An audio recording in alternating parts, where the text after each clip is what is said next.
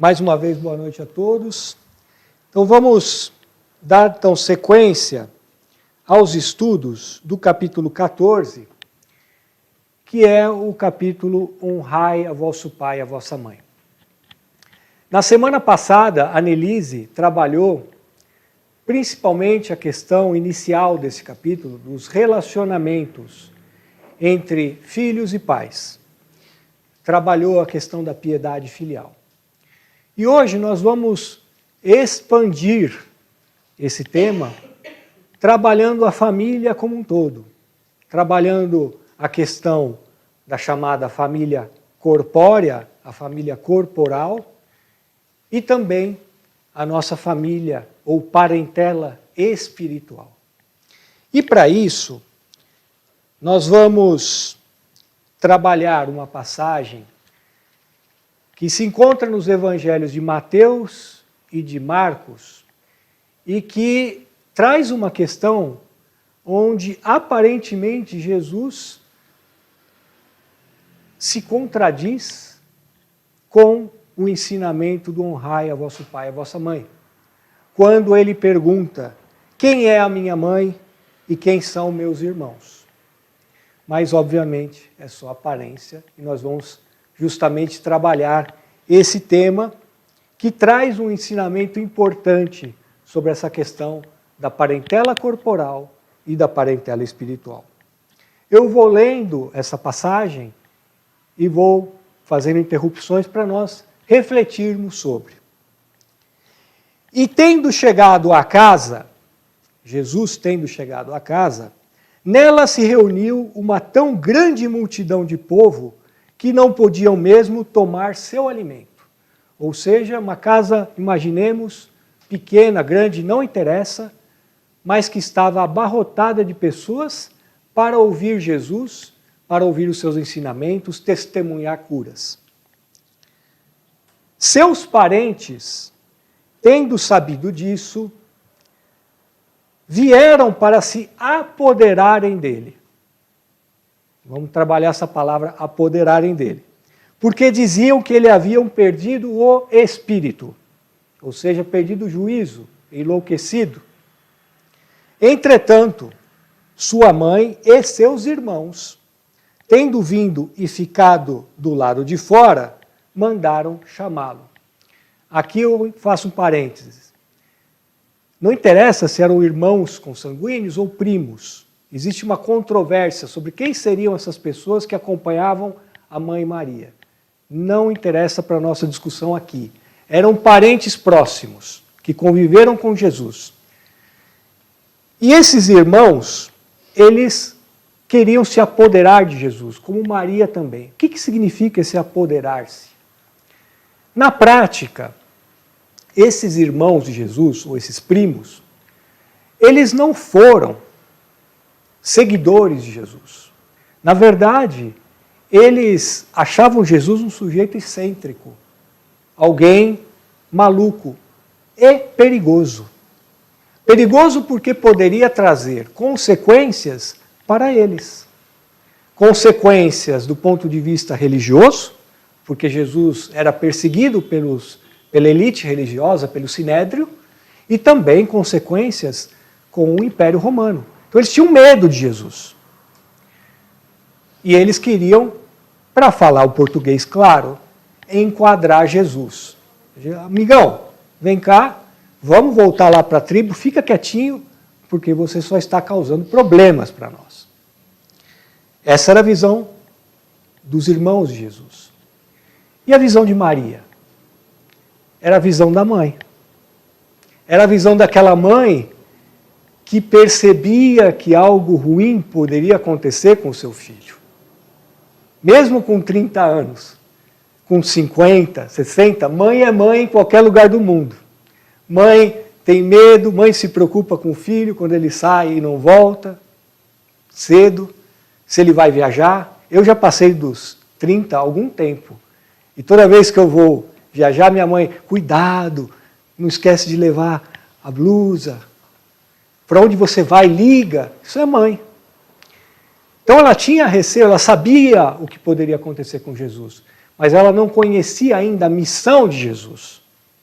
Se ela conhecesse, talvez ela não quisesse apoderar-se ou convencer o seu filho a voltar ao seu convívio.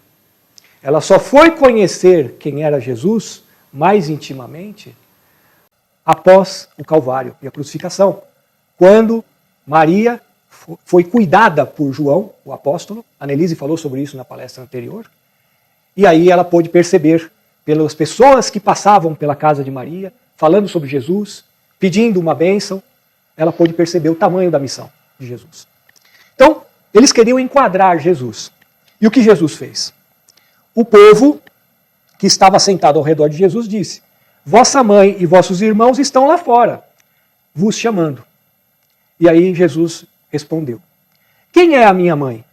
E quem são meus irmãos?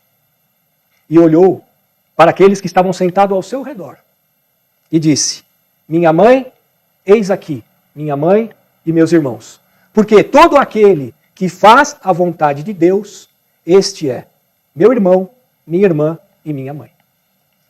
Então aqui, obviamente, Jesus não renega a Maria, não renega seus irmãos. Aliás, existe uma mensagem, eu não me lembro agora em qual livro está, que fala sobre a sequência desse diálogo. E Jesus, após fazer o seu discurso para aquele povo, ele vai até Maria em reverência. Nelise falou na semana passada sobre esse tema, que a última determinação de Jesus na cruz foi que João cuidasse de Maria. Então, o carinho de Jesus por Maria era algo claro, e pelos seus parentes. Mas Jesus aproveitava toda a oportunidade para ensinar, para trazer algum tipo de mensagem para aquele povo, e claro, que ficou até os dias atuais. E aqui, Jesus traz duas mensagens. Uma adjacente, uma mais focada no que nós vamos conversar aqui. A adjacente é aquela de que honrar vosso pai e vossa mãe não significa que eu deva seguir de maneira indistinta a qualquer pedido que seja desarrazoado. Às vezes, o não é também uma forma de honrar aos nossos pais e às nossas mães e a todos os que nos rodeiam. Colocar limites, mostrar claramente as nossas visões. Então Jesus não interrompeu a sua missão para atender um melindre dos seus parentes. Então esse é o primeiro ponto. Mas esse não é o central, não é a mensagem central. A mensagem central é que Jesus expande a visão da família. Ele traz a visão da família para um momento de sair dos laços carnais para trazer para os laços de afinidade. E quando estamos falando de afinidade, falamos de afinidade espiritual. Então são esta contraposição que Jesus coloca. Nós não somos ligados apenas à família corporal. E o Espiritismo nos traz essa lição de uma maneira muito clara.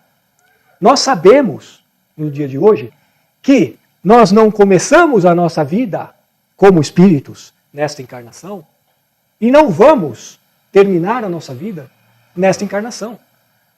Nós fomos criados há muito tempo, somos viajantes desse espaço e tempo, tendo relações, formando laços de afinidade que se perpetuam.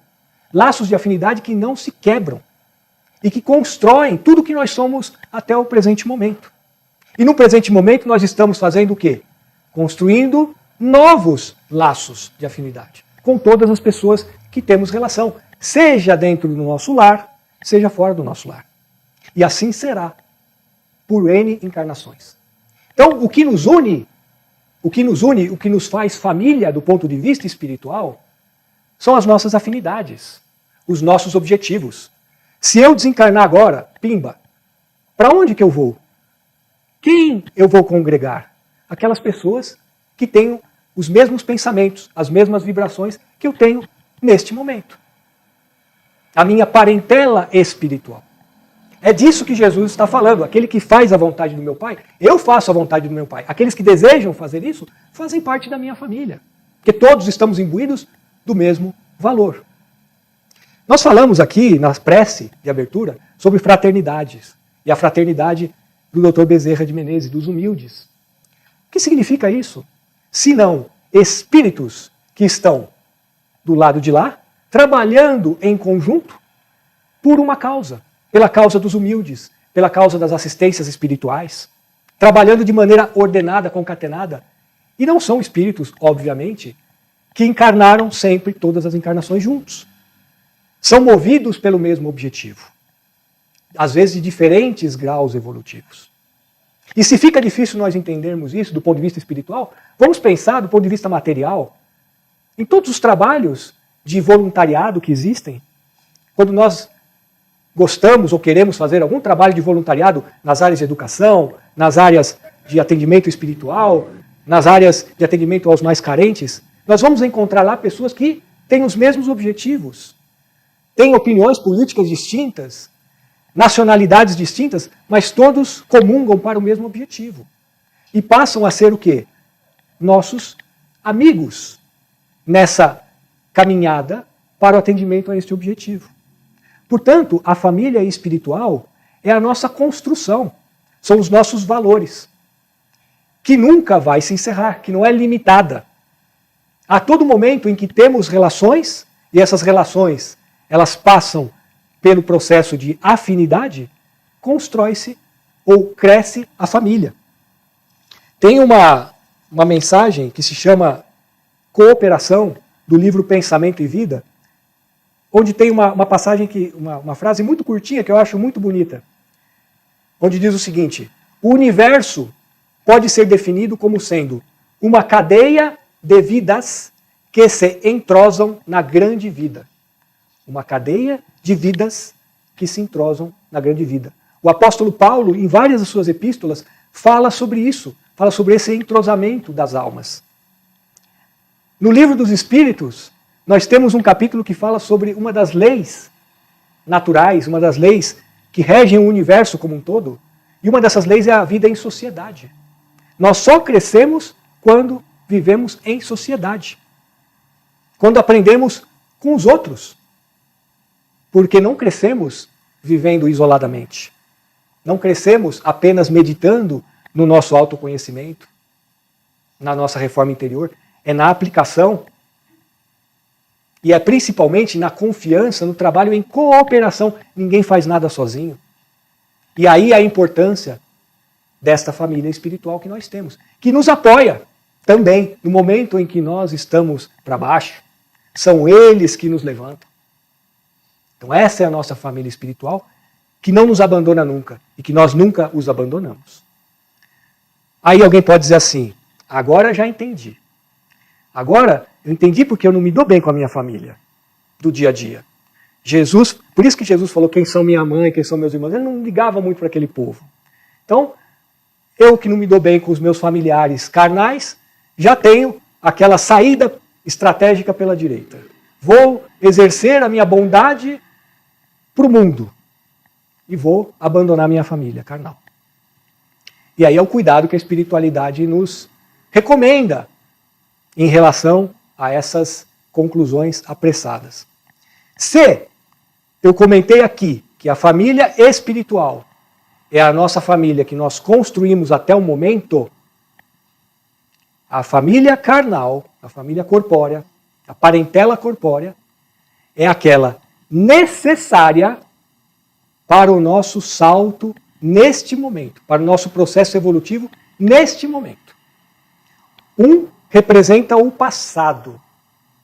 A família corpórea representa o potencial para o nosso futuro no planeta de provas e expiações. Por quê? Porque às vezes nessa família corpórea nós temos sim pessoas que são afins, que já vêm de encarnações e encarnações juntos, construindo coisas juntas. E isso é importante, porque dependendo das missões, das provas que nós temos, expiações, precisamos de pessoas do nosso lado a nos apoiar. Só que, se tivéssemos só pessoas que pensam igual a nós, que sentem igual a nós, que tudo é maravilha, talvez nós não tivéssemos aquele empuxe para que nós saiamos do lugar comum. E aí, o que acontece na nossa família? Na preparação para a nossa família, nós vamos ter pessoas que encarnam e que nós talvez nunca tivemos contato em outras encarnações, são espíritos totalmente desconhecidos de nós, que trazem outras formas de perceber o mundo, trazem outras experiências e, portanto, agregam a nós informações, conhecimentos e reações.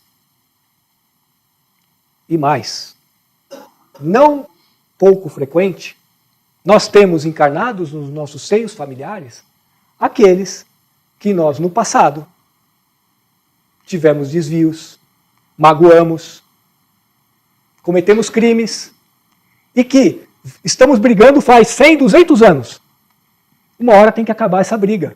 Como é que se acaba a briga? Como é que o pai maior acaba com a nossa briga? Como é que os nossos pais, quando nós éramos crianças, acabavam com a nossa briga? Pega lá o irmão, ó, vem aqui, dá a mãozinha para ele, dá um abraço, dá um beijo. Como é que se faz isso na prática? Encarnam-se como irmãos, pais, filhos, com o véu do esquecimento e iniciam a caminhada. Esses laços, que no princípio são laços difíceis. Às vezes as pessoas têm dificuldade. Nossa, como eu tenho dificuldade com esse meu irmão. Ele fala pau, eu falo pedra. Mas convivendo no mesmo ambiente familiar, eu passo a conhecê-lo melhor. Esse laço que era de ódio vai sendo transmutado. Às vezes não se transmuta de uma vez, uma encarnação para outra em amor, mas ele passa por um processo, vira respeito, vira condição de convivência. Deus só trabalha no amor, não é na punição. Tem uma história, rapidamente eu vou contar, que está no livro do Nosso Lar, e que é a história da mãe do André Luiz. Eu acho que eu até já contei aqui alguma vez. Mas basicamente, eu vou procurar resumir. André Luiz desencarna, fica um tempo no umbral, vai para o Nosso Lar. No Nosso Lar, ele tem muita curiosidade em saber como estava a sua mãe e o seu pai. O seu pai havia sido uma pessoa muito ilustre, e a sua mãe, uma dona de casa, culta, mas que se dedicou aos filhos, à comunidade. Ela trabalhava muito para a comunidade, era uma pessoa de coração muito bom. Depois de um tempo, André Luiz sabe que a sua mãe estava em estágios superiores ao Nosso Lar. Era um espírito muito superior do ponto de vista moral. E ele pede para que ele encontre com a sua mãe, etc. Depois de um tempo, ela tem a permissão de vir vê-lo. E aí ele pergunta para a mãe, e onde está o nosso pai? E o pai, que era um sujeito ilustre, estava em zonas umbralinas, subjugado, obsidiado por duas de suas amantes, que ele teve enquanto encarnado. E ela visitava ele frequentemente, tentando, de alguma maneira, se fazer ouvir, tentando se comunicar com ele, mas o padrão vibratório dele era muito baixo. E ela não conseguia retirá-lo daquela situação de subjugação. Passa-se o tempo. A mãe de André Luiz visita ele novamente e diz que ela vai reencarnar.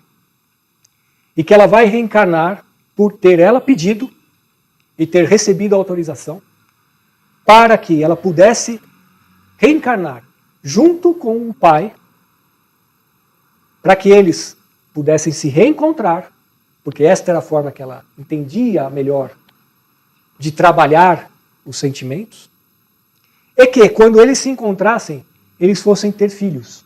E adivinham quem seriam os filhos? As duas amantes. Voltariam como filhos deste casal. Agora, imaginem como é, ou quais seriam esses sentimentos destas filhas por este pai. Provavelmente seriam aquelas filhas problemáticas. Aquelas que demandam, aquelas que têm ciúmes, aquelas que brigam. Com a mãe é tudo um carinho. E a mãe seria quê? Aquele esteio, aquela base, para que a família pudesse prosperar. Ou seja, para que os laços de mágoa pudessem, aos poucos, serem diluídos. Então essa é a família. Esta era a necessidade deste grupo. Qual o melhor local que não a família para se trabalhar esse processo? Portanto, já chegando ao encerramento, nós às vezes falamos muito em buscar a paz mundial, buscar grandes obras. Olha que coisa maravilhosa que o Divaldo fez. Eu vou fazer também coisa igual. Vou construir uma mansão do caminho aqui em São Paulo para atendimento de crianças órfãs. Isso está perfeito. Isso é ótimo, maravilhoso. Caridade pura. Mas o primeiro lugar que nós devemos pensar em termos de caridade é a nossa casa. É o nosso lar. Se nós queremos construir um mundo melhor, vamos começar a construir pelo nosso lar. Vamos começar a pacificar este pequeno núcleo, porque se todos nós, olha que utopia maravilhosa, se todos os lares vibrarem paz, a vibração de paz, ela se emana para quaisquer outras instituições. É fácil isso? Se fosse fácil, nós não estaríamos aqui há tanto tempo. Mas essa é a nossa visão. Esse tem que ser o nosso objetivo.